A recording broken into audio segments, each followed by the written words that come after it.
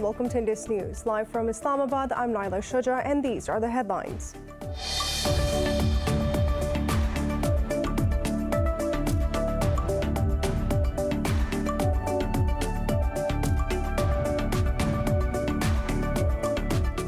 In Afghanistan, authorities have installed an air defense system at the Kabul airport to counter rocket and missile attacks. This comes as the Taliban fighters continue to gain control in the country amid the withdrawal of foreign forces.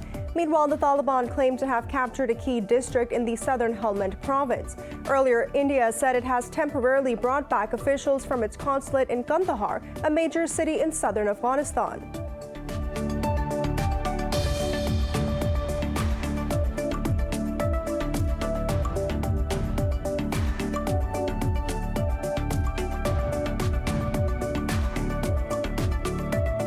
At least 12 people have been killed after a minibus carrying irregular migrants crashed in Turkey. Officials say 26 others were injured when the vehicle caught fire after tumbling into a ditch in the eastern Van province. They say the migrants hailed from Afghanistan, Pakistan, and Bangladesh.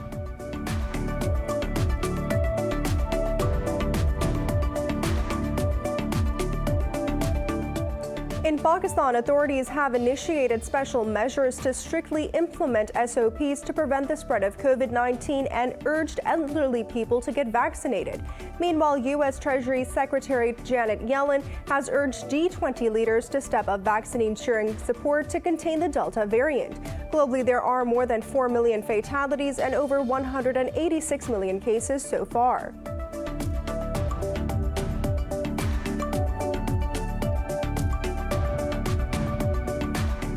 British billionaire Richard Branson has flown to space and returned safely aboard his rocket plane. He flew more than 80 kilometers above the New Mexico desert along with 5 of his company employees. This marks the vehicle's first fully crewed test flight into the edge of space.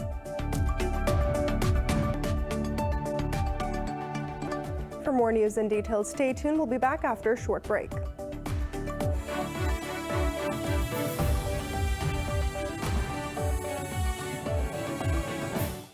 Welcome back. In Afghanistan, authorities have installed an air defense system at the Kabul airport to counter rockets and missile attacks. This comes a day after Turkey and the U.S. agreed on the scope of how to secure the Kabul airport. Fighters continue to gain control in the country amid the withdrawal of foreign forces. The group claimed to have captured a key district in the southern Helmand province. Taliban spokesperson said 9 Afghan soldiers were killed during clashes at the district's Herathan port bordering Uzbekistan. The fighters also claim they have killed an Afghan military pilot in the Beni Hisar area in Kabul's District 8. Earlier, India has withdrawn its officials from its Kandahar consulate for security reasons amid Taliban advances. In a statement, the Indian Ministry for Foreign Affairs said the arrangement is temporary and the consulate will be operated by locals. Meanwhile, Australia has announced the end of its Afghan mission by withdrawing all troops from the war-torn country. Amid the latest developments, U.S. envoy Zalmay Khalilzad is also on a tour to Qatar, Pakistan, and Uzbekistan in the pursuit of an Afghan peace deal. For more on this, we are joined by Major General Ijaz Avan, retired defense analyst from Pakistan. Thank you so much for speaking to Indus News. Now, General Zalmay Khalilzad is once again visiting the region to push for a political settlement. While there are reports of Kabul and the Taliban discussing future constitution, ceasefire, political roadmap, and the political participation in the transition period in Doha, are we getting closer to a political settlement in Afghanistan, or is it more of the same? I think it is more of the same because, unfortunately, the United States of America neither exercises its control, influence, time, resources to build an understanding or to develop an understanding for a peaceful settlement of in Afghanistan. Now, I personally feel Zalmay Khalilzad or United States of America, on one hand, they are promising an aid of about $4.5 billion annually to sustain the Afghan National Army and the government of the day. But to the contrary, the regional countries which have an interest in the region, and particularly they have to gain from peace in Afghanistan, they are trying to reach a settlement and trying to build an understanding between the different factions of people in Afghanistan, different factions of Afghan people. Now, having seen this, I personally feel it is not Zalmay Khalilzad or it is not United States who is going to call the shot. Rather, China, Russia, Iran, Afghanistan, and the Central Asian states that surround or neighbor Afghanistan, they'll call the shots and they'll be able to build an understanding. General Avan, Zalmay Khalilzad is scheduled to visit Pakistan as well. After the strong stance taken by Pakistan's Prime Minister, what do you believe would be on the U.S. envoy's agenda? Well, honestly speaking, U.S. wants to remain relevant in the region and in Afghanistan. If they do not have a political or geopolitical, geostrategic relevance in the region, I think they'll be marginalized to their disadvantage. Now look at this region: China, Pakistan, Afghanistan, Central Asia, Russia, Iran, Turkey. If this complete belt goes, and including, of course, now Syria, where Bashar al-Assad has been re-elected, Libya and Iraq, if from these areas Americans, they lose influence and they have no allies as such, so this complete belt will come under influence of Russia and China, which would be a great disadvantage or strategic disadvantage to the United States of America. Now, to achieve that relevance, they would like to stay in communication with Pakistan, though President Biden has still not called Prime Minister of Pakistan, despite the fact that they pulled out of the region and Pakistan facilitated their withdrawal from Afghanistan after 20 years of war. So I think to achieve that relevance, Zalmay Khalilzad is coming to Pakistan, he is going to talk to the Taliban, but we have to see what they have to offer to these two countries to stay relevant without affecting their relationship, as Prime Minister of Pakistan has spelled it out very clearly, without affecting our strategic relationship and convergence of interest with China. General Avan, now the Taliban are making rapid gains in key areas, especially along the northern international border. They pledged that they will not take over Kabul militarily. But last night, they infiltrated the Bani Hirsa area of Kabul's 8th district to kill a fighter pilot of the Afghan Air Force. Can this trigger a re-engagement of the American troops? I think Taliban are still committed, as they are saying, that we will stand by our agreement that we have signed with the United States of America, though they feel let down because the names of the Taliban leaders who was on the blacklist by the United Nations, they have not been removed, and their prisoners in 34 districts have not been released, all of them, as was promised as per the agreement. So for this reason, Taliban are a little disappointed, but yet they say we will stand to our commitment. We do not wish to see violence in the country, because people in Afghanistan, they need peace after 40 years of war in total. Now, there is a desire in Afghanistan from the people. There is a pressure because people wish to live in peace. And that is what the Taliban are trying to achieve. They are very good negotiators. They are much transformed as compared to Mullah Omar's Taliban. So I feel that the Afghan Taliban would like to exercise restraint, though they are not a military-like disciplined organization, and a few misunderstandings, few skirmishes, or few small-level attacks may take place right and left, but as a force, as a party of interest, I don't think they'll like to go for violence. Major General Ijaz Avan, retired, thank you so much for speaking to Indus News. Now moving on, Pakistan's Foreign Minister Shah Mahmood Qureshi has left for Tajikistan on a 3-day visit. Qureshi will attend the Shanghai Cooperation Organization's Foreign Ministers Council meeting in Dushanbe on the 14th of July. Qureshi will also attend the SCO Foreign Ministers Contact Group meeting on Afghanistan and present Pakistan's view on the peace process. On the sidelines of the meeting, he will meet with the foreign ministers of the Central Asian states, including Afghanistan, Russia, and China. The foreign minister will also meet with Tajik President Emomali Rahman. The visit is expected to be an instrumental process in the promotion of the Afghan peace process and cooperation between the SCO member states.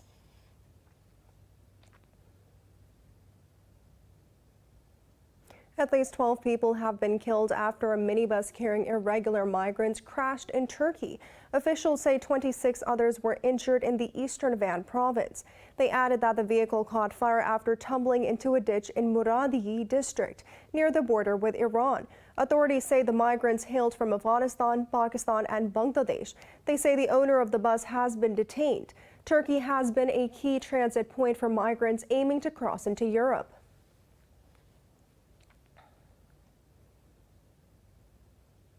Prime Minister Abiy Ahmed has won Ethiopia's delayed elections with an overwhelming majority.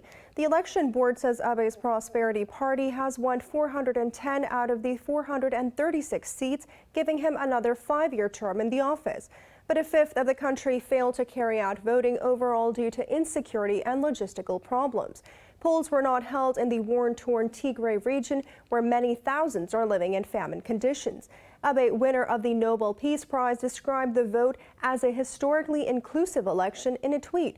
Another round of elections has been penned for the 6th of September in the affected areas, but a date has not been confirmed for Tigray. The election had already been delayed due to the pandemic.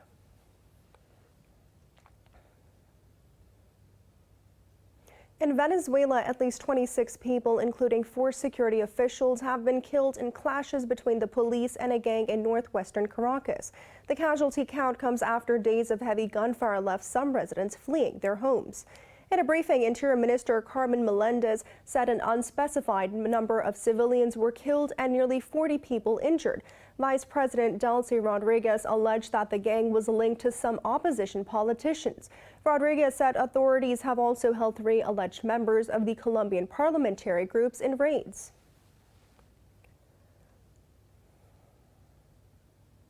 Yemen's group government claims that its forces have killed a top Houthi commander, Abu Yahya al-Hanimi. The defense ministry says al-Hanimi was killed in a fierce 5-hour battle for the al-Zahir district. They said that the rebels suffered heavy damages in men and material. The ministry also claimed to push deeper into Houthi-controlled areas in al-Samoa and al-Hazimia. Yemeni army spokesperson Rabi al-Qureshi said that they repulsed a rebel attack in al-Jadafar region.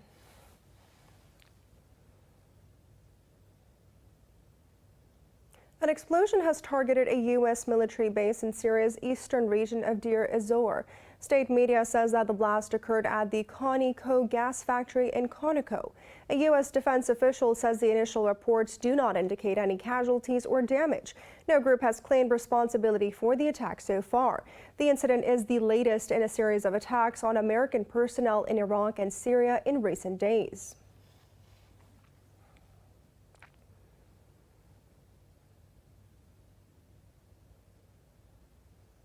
Beijing has slammed the United States' decision to add 23 Chinese entities to an economic blacklist over alleged human rights abuses. The U.S. Commerce Department's entity list bans Americans from selling goods and equipment to those firms. The Chinese Ministry of Commerce criticized the move, calling it a suppression of Beijing's firms. It said Washington's measure is a serious breach of international economic and trade rules. The ministry added Beijing will take necessary measures to safeguard its legitimate rights and interests. China and North Korea have vowed to strengthen bilateral cooperation in the face of foreign forces. The leaders of the two countries traded messages on the 60th anniversary of their Treaty of Friendship. North Korean state media says Supreme Leader Kim Jong-un termed the bilateral relationship as vital. In his message to the Chinese President Xi Jinping, Kim said that the friendship is growing stronger by the day. Meanwhile, President Xi promised to lead the relations of friendship and cooperation to a new stage. China has been North Korea's only major ally since the two countries signed the treaty in 1961.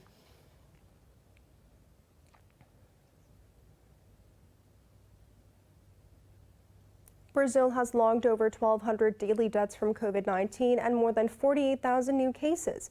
Meanwhile, Australia has reported its first death and the highest daily infections of this year. Globally, the virus has claimed more than 4 million lives and infected over 186 million people. More in this report.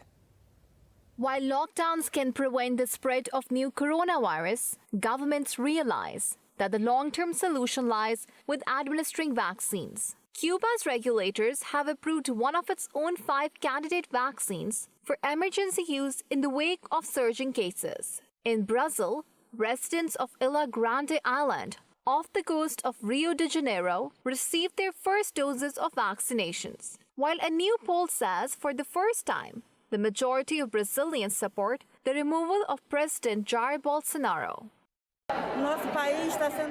Our country is a disgrace to the whole world. While I am happy to receive the vaccine, I am very sad for all the grieving people at this time. Over in Europe, the EU says it has delivered enough vaccines for at least 70% of adults, and about 500 million doses will now be distributed across member states. England's new Health Secretary, Sajid Javid, has warned NHS waiting lists could rocket to 13 million in the coming months as concerns rise over the backlog faced by the health service. Meanwhile, Scotland's daily test positivity rate is whooping high at 9%.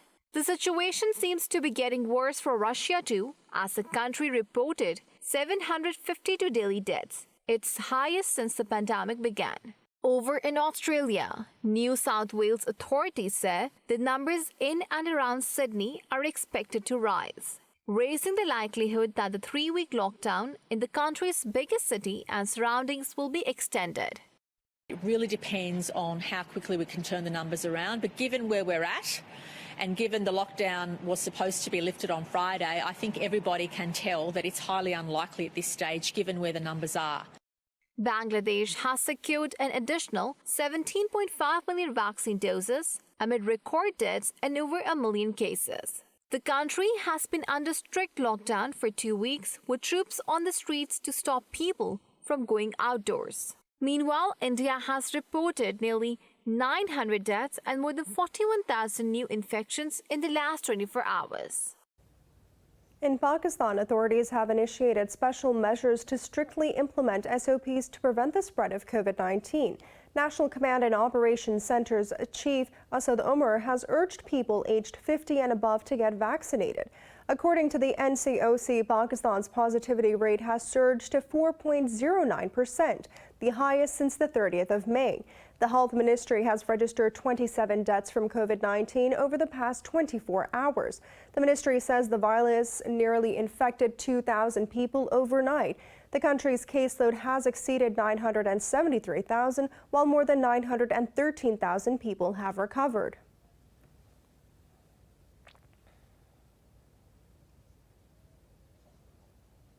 Japan's naval ship Yugiri has visited Karachi port and held joint exercises with the Pakistan Navy. The Pakistan Navy spokesperson says the ship was received by senior Navy officials and the Japanese defense attaché. The spokesperson said the exercise reflects Islamabad's commitment to peace and stability in the region. The drills are aimed at promoting maritime security in the Indian Ocean region. They also enhance cooperation between the two navies. The Japanese Navy ship also took part in the multinational naval exercise Aman 21 in February.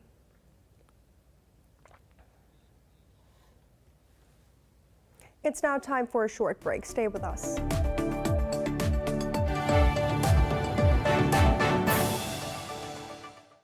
Welcome back. In another illustration of rising Islamophobia in India, more than 80 Muslim women were put up for sale in fake auctions online without their knowledge. Their photos were uploaded to a website, GitHub, under a derogatory and racist title.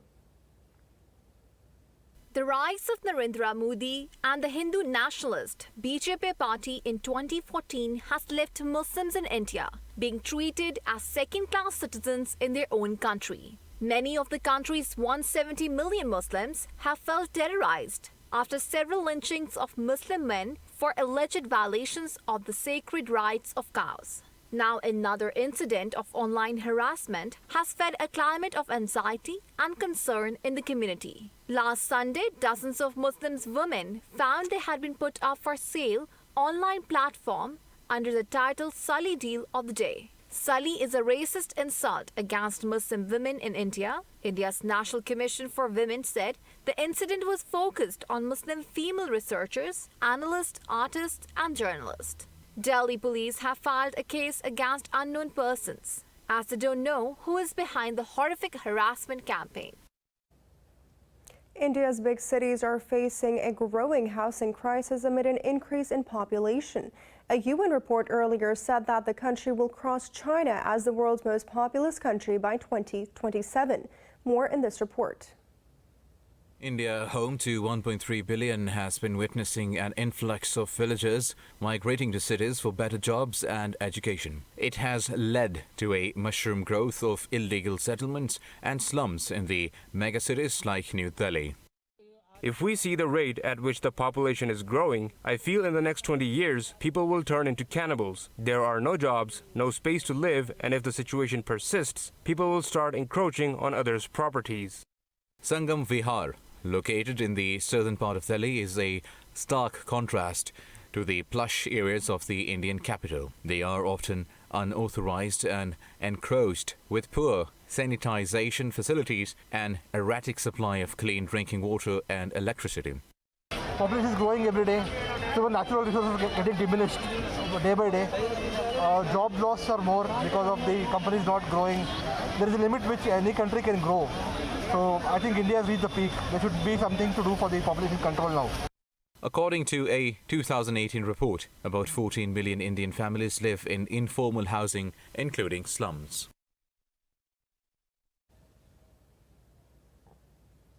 Bosnians are marking 26 years since the massacre of about 8,000 Muslim men and boys in Srebrenica. The remains of the slain Muslims, scattered in 570 different areas across Bosnia, are still being discovered after almost 3 decades. In his message, Secretary of State Antony Blinken said the U.S. stands with the families of those who lost their loved ones. 19 more remains found on Friday are being buried today in a memorial cemetery in Potokari in the east of Bosnia. Bosnian Muslims were killed after Serb forces attacked a UN safe area in Srebrenica on the 11th of July in 1995. International peacekeepers, Dutch troops tasked with defending the Muslims, were later found guilty of criminal negligence.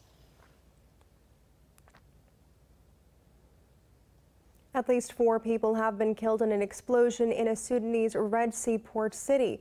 The blast took place at a busy sporting club in Port Sudan City and also involved an armed attack. Medics say at least that 3 others were wounded after being shot.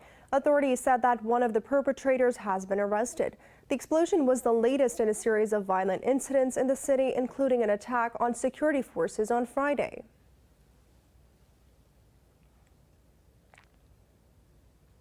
In South Africa, police say they have arrested 28 people over violent protests linked to former President Jacob Zuma's imprisonment. Protests broke out this week in Zuma's home province after he handed himself over to the police to serve a 15-month jail term. Police spokesperson Jay Nakier said that the arrests were made on charges including public violence, bulgari, and damage to property. He said protesters set alight some trucks near Mui River besides looting shops. Law enforcement had been deployed to all districts in the province, but there were no deaths or injuries. Zuma was sentenced for defying a court order to give evidence at an inquiry probing corruption during his 9 years in power.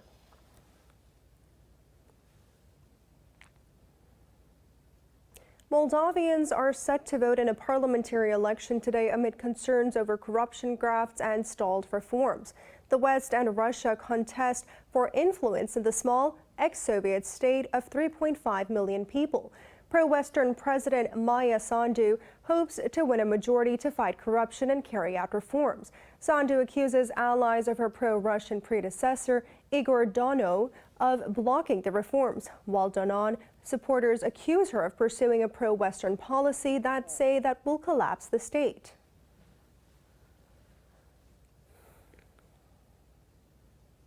Bulgarians are voting to elect a new parliament amid anger over corruption. An April election resulted in a fragmented parliament that failed to produce a government. The vote will decide whether protest parties form the government after a decade of dominance by Premier Boyko Borisov. Opinion polls suggest his GERB party appears tied with the new anti-establishment There Is Such a People party at 22%. Analysts say even if GERB manages to nudge ahead, it is unlikely to find allies to forge a coalition. The interim government has accused Borisov's cabinet of spending billions of levs of taxpayer money without transparency. Meanwhile, in Italy, Pope Francis has appeared in public for the first time since undergoing intestinal surgery a week ago. He greeted his supporters from the balcony of the Gemelli Hospital in Rome. The Pope said good health care should be free and accessible to all. He criticized managers of church-run hospitals who prioritize money over health services. He also appealed for an end to the spiral of violence in Haiti, where President Jovenel Moïse was assassinated on Wednesday. Cuba has accused the U.S. of stoking illegal migration by not processing visas in Havana. This has led many residents in the country to take to the sea, endangering their lives. In a statement, Consular Affairs Director Ernesto Sobran said the U.S. government is responsible for irregular flows of travelers. He said Washington aims to destabilize Cuba, discredit the Antillean government, and steal its technical and professional resources. Havana says the sanctions during the presidency of former President Donald Trump have entangled the country into the economic crisis. More than 500 Cubans have been returned to the country in 2021 by the migration authorities of the United States and Mexico. Cuba has urged the U.S. to comply with the January 2017 declaration to prevent the consequences of irregular immigration. In the U.S. state of Florida, the death toll in the collapse of a Miami area condominium has risen to 90. At a press briefing, Miami-Dade County Mayor Daniela Levine Cava said 31 people are still unaccounted for. She said the numbers are fluid and they may rise further as rescue efforts continue. Earlier, Cava said significant progress had been made in search for clues into the cause of the collapse, while the emergency effort had transitioned from attempt to find survivors to a recovery operation. Wildfires are raging in the western U.S. states as the region hit by a heavy heat wave that has brought record temperatures to several areas. Communities have been told to evacuate as firefighters struggle to battle the blazes in the extreme conditions. The 2 firefighters in Arizona died in their aircraft crashed while responding to a wildfire. The National Weather Service has issued an excessive heat warning for the majority of western states. Meanwhile, temperatures are expected to soar above 40 degrees Celsius in multiple states. The extended heat wave, which coincides with a record-setting drought, has already killed at least 116 people in Oregon alone.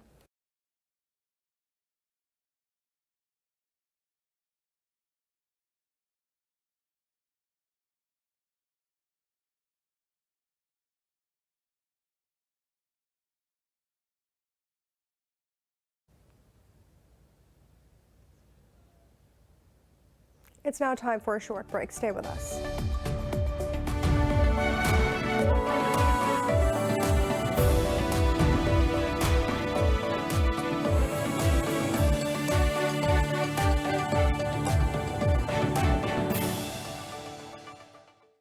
Welcome back. In China, thousands of people have been evacuated after heavy rains battered the southwestern Sichuan province. Authorities say rainstorms since Friday have pushed up water levels in 14 rivers. Authorities said more than 21,000 people have been relocated since Friday. They said over 120,000 people have been affected by the flooding in the region. Waterlogging and landslides due to the downpour have affected 110 villages, damaged 204 houses, and blocked many roads. Meanwhile, Dazhou city in the province has activated its highest alert for rainstorms on Sunday. In Pakistan, authorities have issued a thunderstorm warning for the northeastern part of the country. In a statement, the Disaster Management Authority said the region will face heavy rains and wind from the 10th of July to the 14th. It added there is a likelihood of urban flooding in the cities of Rawalpindi, Lahore, Gujranwala, and Faistabad on the 12th to the 14th of July. It also warned of possible landslides in vulnerable areas of Punjab. The PDMA has directed all concerned authorities to be on high alert to avoid any such mishap.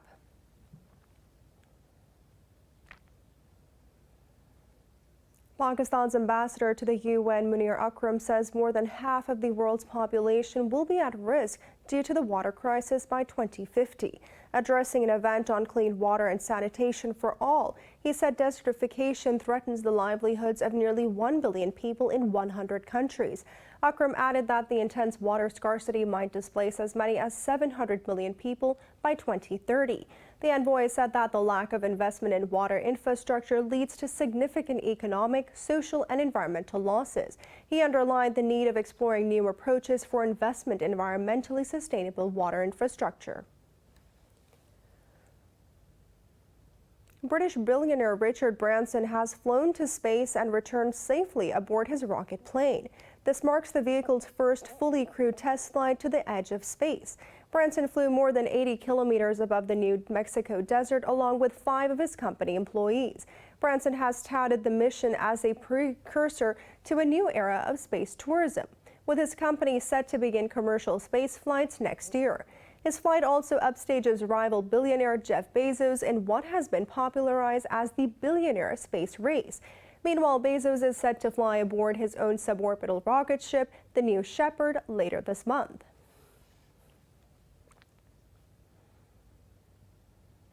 China's first space-bred rice is ready for a bumper harvest in southern Guangdong province. It heralds Beijing's success in creating a completely self-developed rice breed in the future. Researchers at South China Agricultural University began reaping the valuable rice on Friday. The batch of 40 grams of space-traveled rice to the moon on China's Chang'e's 5 lunar probe last November. During the 23-day journey, the probe encountered violent sunpost activity in the Van Allen belts. Upon their return, the rice seeds were planted in soil in a lab environment, and they grew there for more than a month. The scientists plan to cultivate the harvested rice seeds in the lab for preparation for autumn planting next.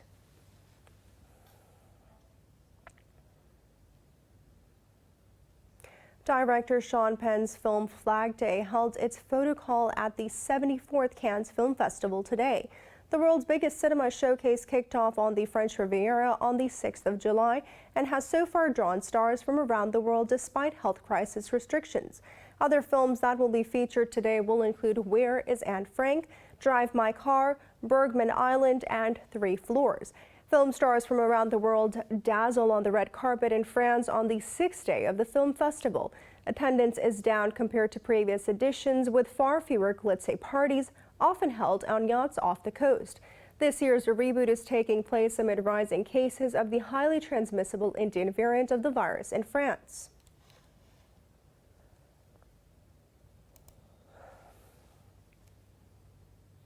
It's now time for a short break. Stay with us.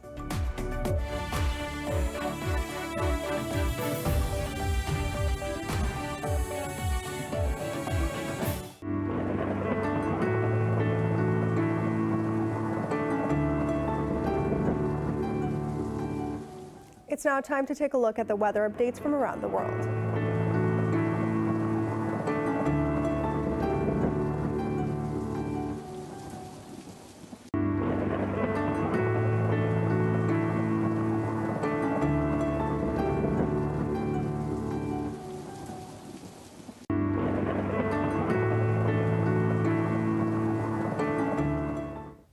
For the latest news updates, you can follow us on our social media at indus.news.